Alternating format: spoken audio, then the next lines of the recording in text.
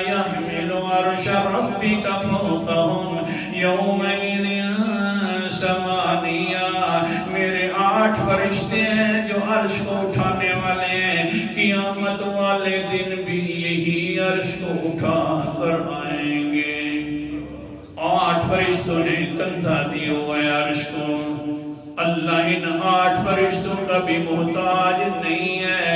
آخر بادشاہانہ کرسی جو ہے، اور بادشاہ اسی طرح اپنے نوکر رکھا کرتے ہیں دنیا کے اندر، اور خدا کو اٹھانے والے، آگے پیچھے لے کر جانے والے، اللہ تعالیٰ نے اپنے فرشتوں سے یہ کام لے لیا۔ اللہ اکبر کبیرہ۔ ایک کرسی کی شان کو بیان کرنے کے لیے آگے سن اللہ کے پیغمبر علیہ السلام فرماتے ہیں، وہ جو 8 فرشتے ہیں کیسے ہیں؟ اذن لی ان احدث ملک من ملائکۃ اللہ من حملۃ العرش ما بین شحمۃ اذنہ الی عاتقہ مسیر 700 عام۔